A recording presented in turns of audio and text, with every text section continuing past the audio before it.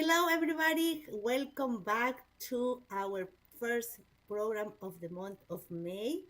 We are starting May 4 here in Ahora, Canada and GOlive TV.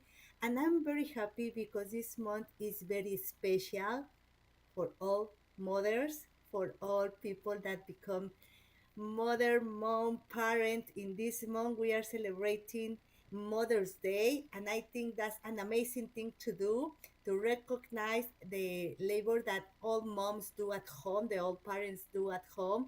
So that's amazing, and I'm very happy because this month is going to be amazing. And this first program of the month is really special also because, as always, as the first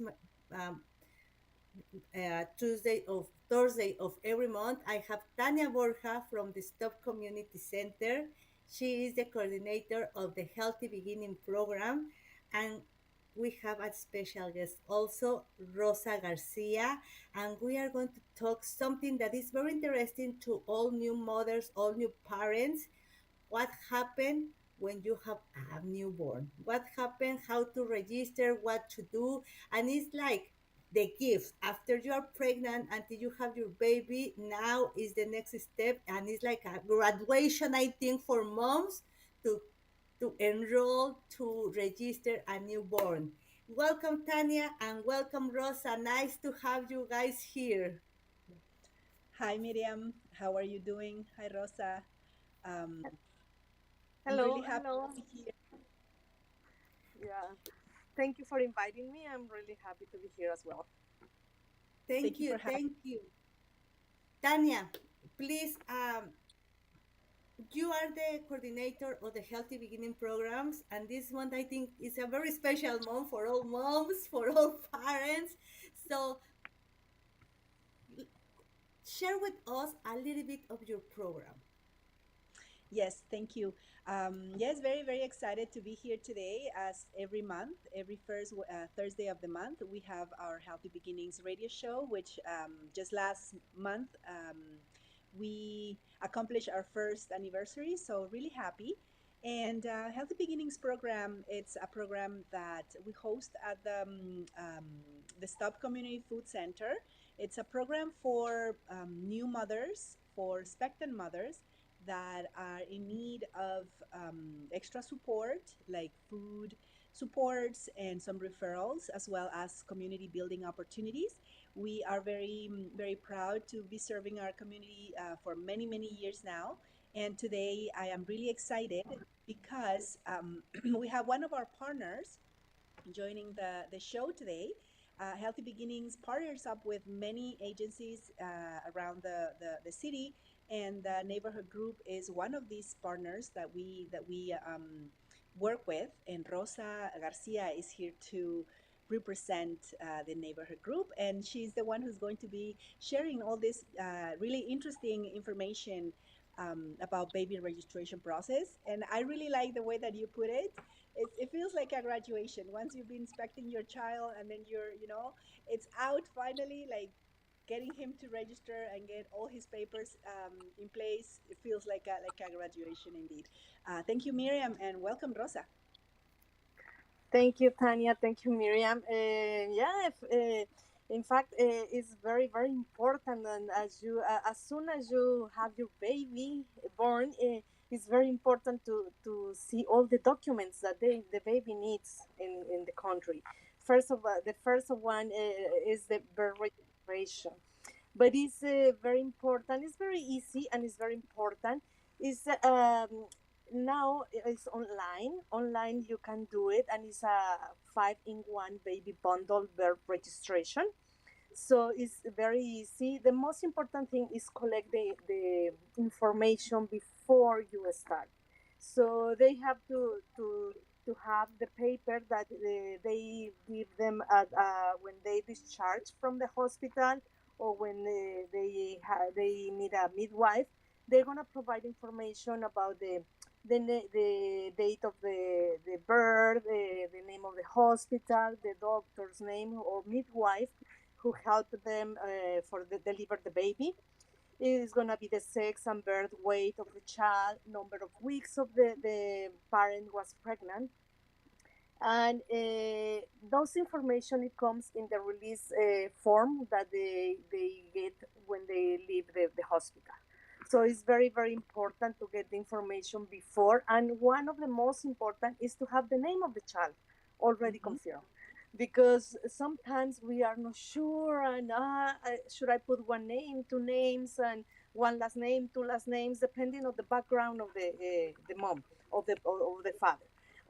In this case, it's very important to agree, both of them, that what is going to be the name, how is going to be the spelling, and make sure that every time that they input the name of the baby in the computer, has to be written in right spelling, because they can change after, but it's very complicated, like a procedure, it's not really easy, but they can do it. But it's easier when you be careful and you look at really, really closely when you spell the name and all the details of the baby in the registration forms online. uh, it's very important as well to have the baby registered within the first 30 days, and if it's possible. Okay, sometimes it's not possible. Any situation at the hospital could be changed, this thing. But if it's possible, it's better to do it the first 30 days.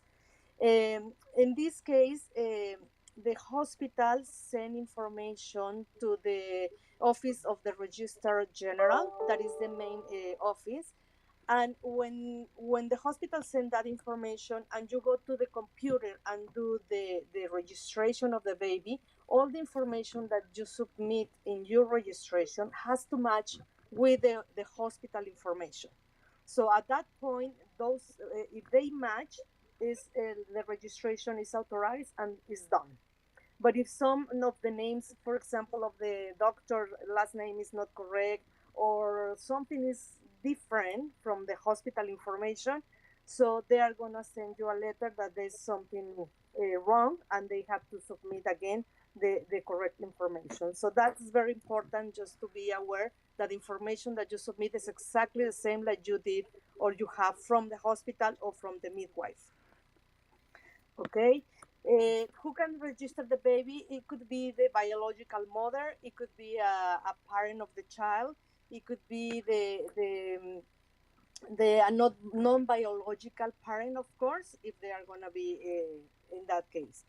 um, to do that, they have to go online. It's an ontario.ca. I can send you the link if you want after that, but you can put it on there. And then this is a link, and you in the baby bundle is 5 in 1. Is the first one is the register of the birth of the newborn. The second one is the birth certificate. The third one is the social insurance number. The fourth one is the apply for all the Canada Child benefits, including the Ontario Child benefits. And the fifth one is the Registered Education Saving Plan referral. So they are gonna send information. I'm gonna talk a little bit like um, of each one. I don't know if you have any questions so far. Yes, I have a question. Maybe Yeah. the people that is listening to us right now, maybe they don't have a status in Canada, like a legal status. Can they still register, doing the registration to their baby, or they because sometimes they can feel like afraid to put their names or their information in the registration form. I- They can still do it even if they don't have a legal status in Canada? Yes, yes. They must do it because the baby needs to be registered, that is alive, and it's registered as a Canadian. The baby is Canadian, doesn't matter if the parents are not or they don't have status. And for that, in the newborn bundle online, there are two options. When they started the registration, in the option one, all the five applications are selected by default. Like it means they put option one, so it means that the baby is gonna get the five different papers.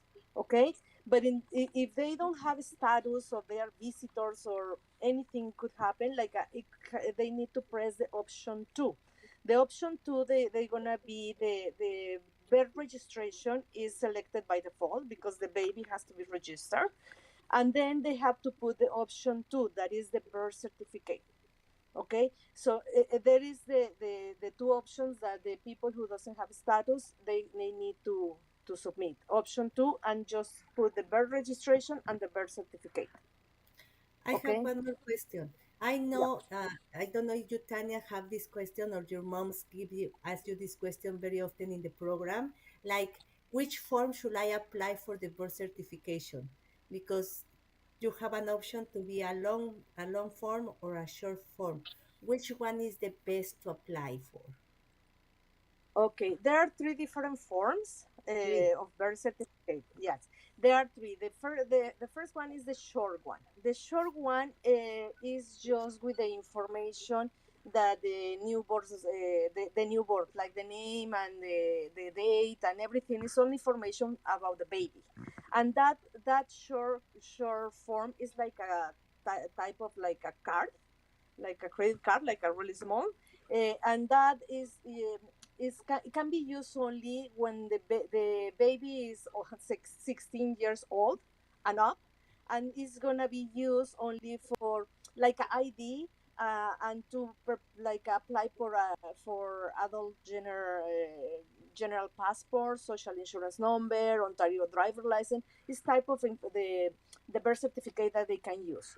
The second one is the short form, like it's the same like the short form by itself, but this one is with the parental information. So this is can be used for the parents, or only the parents can use it until the baby is 16 years old.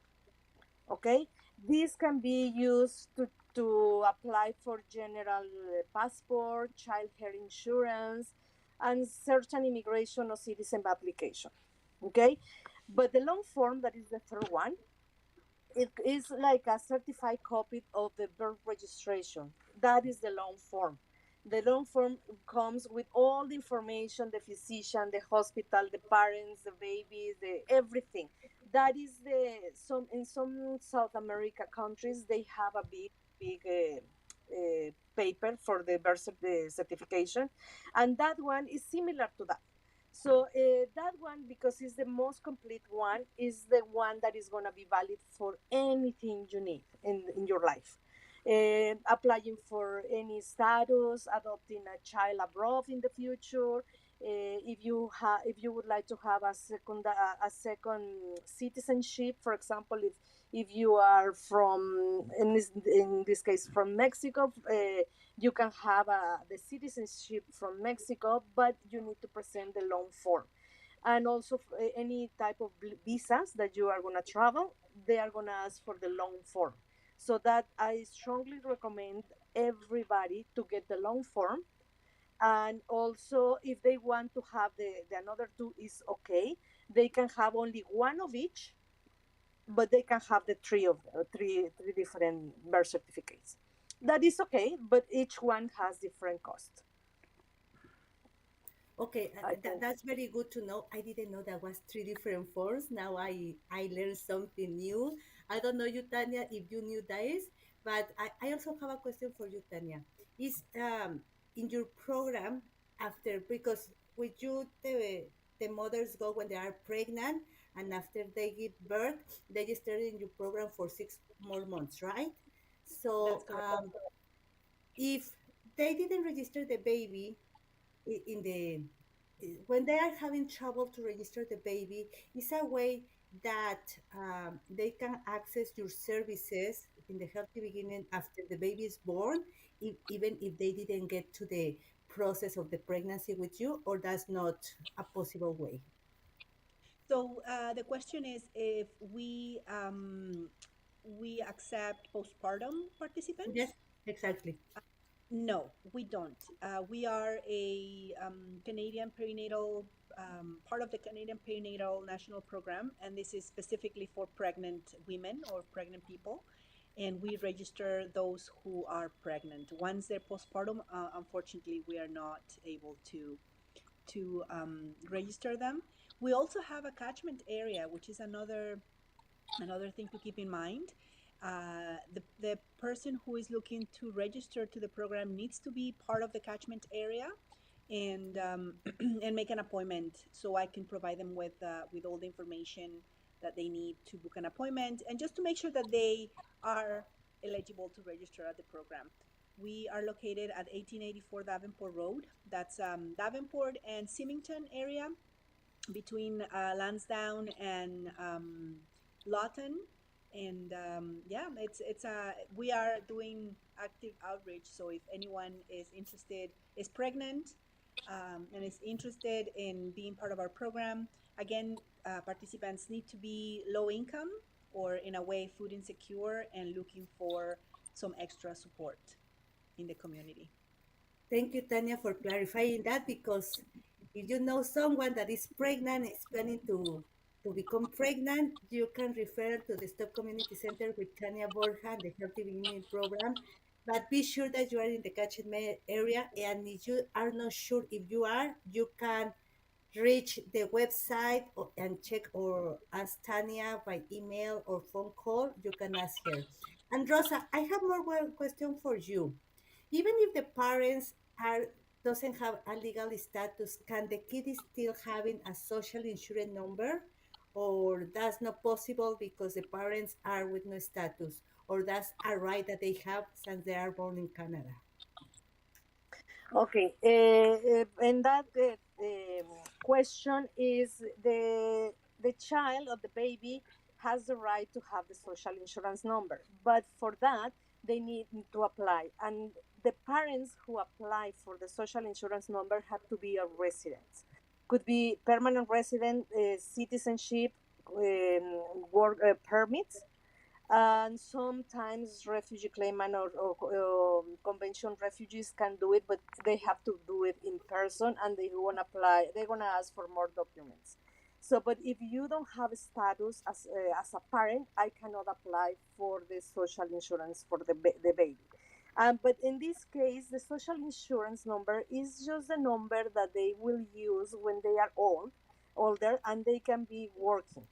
So in this case, if the baby in the future lives in Canada, and as adult, and they would like to work because they are legally able to work in Canada, they can apply for the social insurance number when they are older.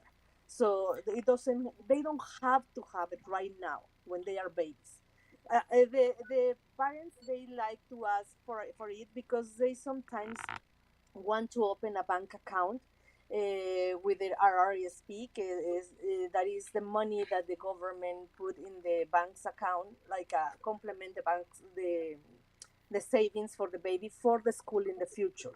For that reason, when they open an account, they need the social insurance number because the account is for the baby when they attend the university or the college. But any other reason, they don't need the social insurance number until they are adults. Oh, that's good to know. I didn't know that. We really don't need a social insurance number when there are kids. I thought was something that they need to have. So that's really good to know. Um, and so that's the birth certificate, the social insurance number. And how about the health card? Can the baby is allowed to have uh, health service even if the parents doesn't have a status, or the parents need to have a status for the baby to have a, the service, the health service?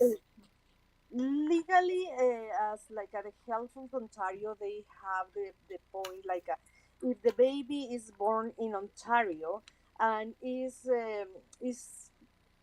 kind of, you can prove that the baby is going to stay and live in Ontario for at least 153 days, and they are allowed to have the OHIP. Some hospital they are denying the health care for the babies when the parents they don't have OHIP. So in this case, they have been like a lot of back and forth with the Minister of Health. So, but in fact, they have the right to have the OHIP, the babies, not the parents, the babies. If the parent doesn't have a status and they have to have they need to go to the hospital to deliver the baby, they need to pay the hospital for the delivery and all the services like anesthesia or the doctor services, anything. But the baby per se, they have to come out with the OHIP number from the for the health card. Okay, And that's very another, sure, sure. No, no, no. no. Go ahead. Go ahead. Oh, okay. No, I was thinking about the prenatal about the question with Tanya.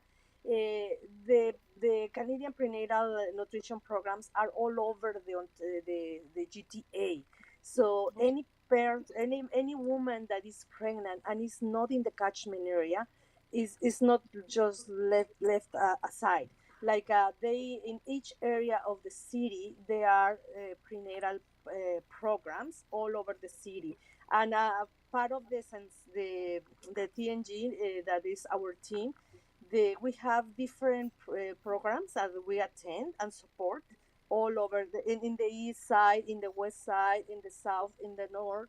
So if anyone needs a program, they can look for us and try to reach out us, and we can tell them where is the program and try to give them the best services. That is if they go to the TNG or website, we can find us there.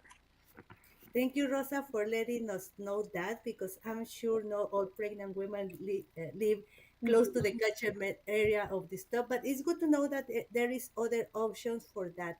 And I also have one more question. So, if the baby have the right to the health care in Canada, you mentioned if they live in Ontario, so each province is different? Yeah, yeah. This is the health card is called. I'm gonna tell you. This is in Ontario is Ontario Health Insurance Plan. That is the OHIP. This is only for Ontario. Each province is Okay. different. Wow, it's something that I learned new today. I thought was like the OHIP was for the whole Canada, but now if you move from province, I believe you need to apply for the new health card in that province. Exactly. Tanya, what are the questions that the moms with new babies go to you after registration? Do they have questions after registration or during the registration that they go to you for your help? Um, that actually would be a question that Rosa might be able to answer better than I do, because Rosa, she is with the neighborhood group, and she is the settlement worker at the stop, and a lot of those questions really go they go channel to Rosa and the settlement assistants. I don't know. What do you think, Rosa? Could you repeat me the question, please? I just got distracted.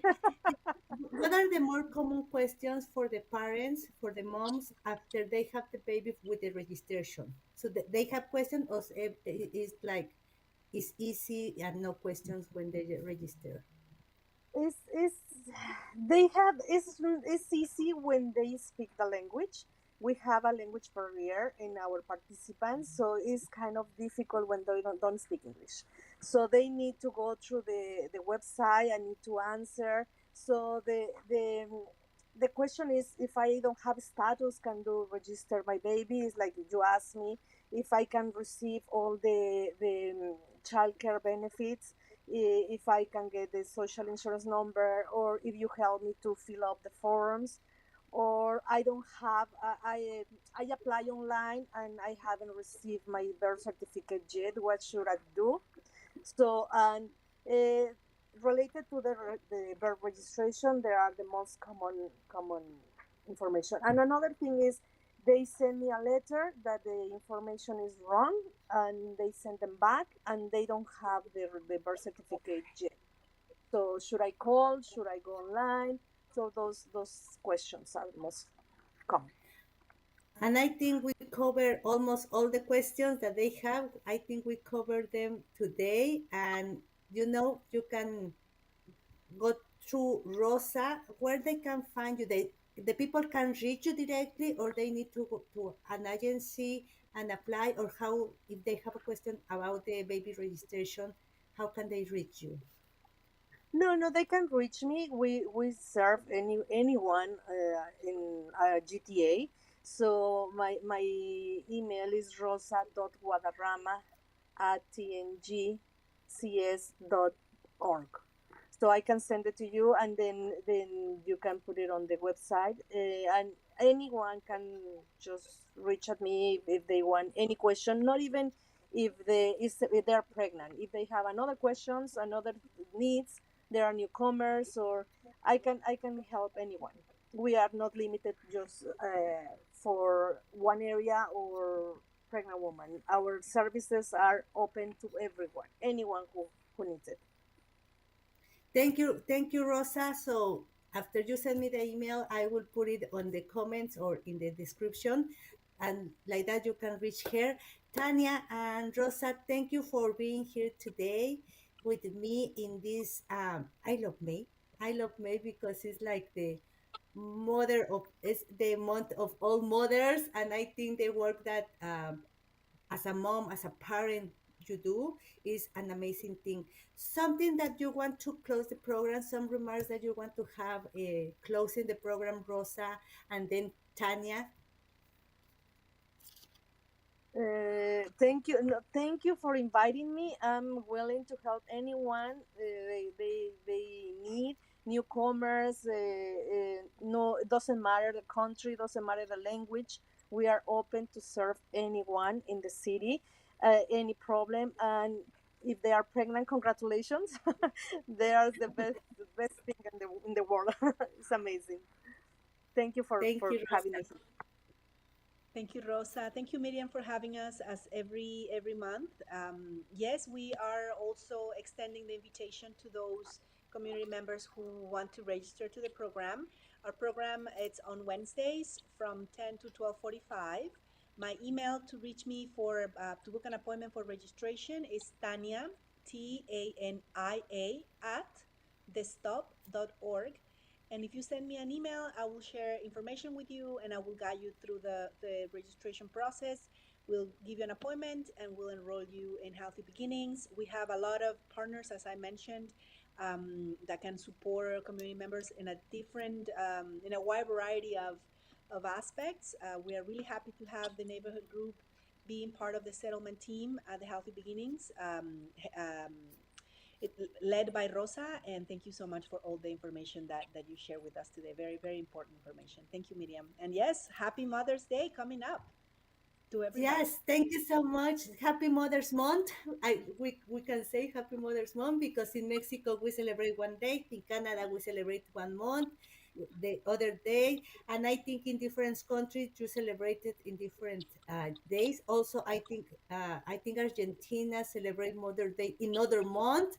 But let's say Happy Mother's Month to everyone, and remember, whatever you are doing, if it's working for you and your family, you are doing it great. You are doing it good. And if you need support, we have these amazing agencies and these amazing people that work for them. And you always can reach us to Mamas Latinas in Canada or through any of these agencies that are present here. Share the content to other people because you never know who is going to be listening to this and need the services. Thank you, everybody. Thank you in the studio for being for doing this, and I see you next week with other guests. Thank you so much, guys. Thank you, Tanya and Rosa. Thank Thank you, you. Miriam. Bye. Yeah.